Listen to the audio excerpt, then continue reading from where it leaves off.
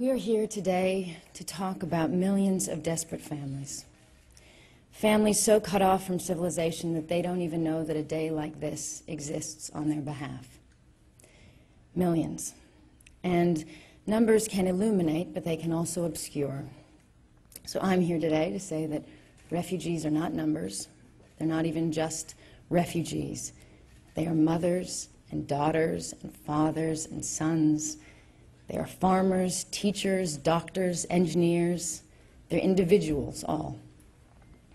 And most of all, they are survivors, each one with a remarkable story that tells of resilience in the face of great loss. They are the most impressive people I have ever met, and they are also some of the world's most vulnerable. Stripped of home and country, refugees are buffeted from every ill wind that blows across this planet. I remember meeting a pregnant Afghani woman in a completely abandoned camp in Pakistan. She couldn't travel when everyone else was relocated because she was too late in her pregnancy. She was alone with her two children and an older woman. There was nothing for miles around the camp, not a single tree, no other people in sight. So when they asked me to come in for tea, I said I didn't feel it was necessary. But being Afghans, they take pride in how they treat their guests, so they insisted. And they guided me into a small dirt house with no roof to keep out the scorching heat. And they dusted off these two old mats that they ate and slept and prayed on. And we sat and we talked, and they were just the loveliest women. And then with a few twigs and a single tin cup of water, they made the last of their tea, and they insisted that we enjoy it. Since before the parable of the widow's mite, it has been known that those who have the least will give the most. Most refugee families will offer you the only food they have and pretend they're not hungry. And the generosity of the poor applies not only to refugees. We should never forget that more than 80% of all refugees are hosted and have been for years and years in the poorest developing countries. Pakistan, a country now facing a crisis with over 2 million of its own people displaced, is still hosting 1.7 million Afghans and has hosted millions of Afghan families for nearly 30 years. I remember before we said goodbye to the pregnant lady, she pointed to her young boy. He had a dusty face and the brightest green eyes you've ever seen, but such a sad look, and she explained that he's always asking for more food, and it hurts her to say that they have nothing. And she asked if we would consider taking him. Would we take her son so he could eat? And she said it with tears in her eyes, such was her desperation. A desperation unimaginable to every parent in this room. A few weeks later, the war in Afghanistan began, and heavy fighting started right where they were. I've been back to that region 3 times, and I look for them every time. The threat of climate change, the competition for resources, and ever-growing global inequality have created deepening, intractable conflicts. Whether it be Darfur, Myanmar, or the Swat Valley, or some as-yet unknown crisis, mass migrations will be a feature of our future, and we must adjust to this looming reality. And again, I would urge you to look beyond the simple numbers and look instead at the individual. I remember in Tanzania, I met a child in a tent. He sat on the dusty floor. He'd been shot in the back and left paralyzed. And he crawled forward to shake my hand. He was no more than 15.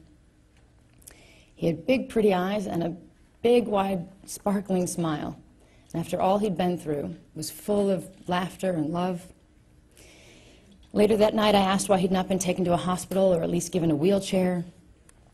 And I was told that the boy's entire family had been killed, so there was no one to look after him. And he'd not been accepted for asylum in a third country. And the aid workers had spent the money they could, but they didn't have any more. And I thought about him all night, and I wondered what I should do. And then I remember the next day I walked through the camp, and I saw more victims of war. I saw small children full of hunger and fear, crying mothers, wounded fathers. I saw a sea of humanity, all desperate, all deserving. There were hundreds of thousands in that camp, and there are millions around the world. And at that time, I felt hopeless and overwhelmed by the realization of the magnitude of the problem. But then later on that trip, I met an 8-year-old girl who had seen her family killed in front of her. And she'd grabbed her baby brother, and she ran into the jungle and survived, terrified and alone, for 2 weeks. She managed to find bananas and feed herself and her brother. And when I met her, she didn't talk. She just rocked back and forth, and I kept trying to tell her how brave we thought she was, and she just stared out the window. And a year later, I came back to that same camp, and I saw her again.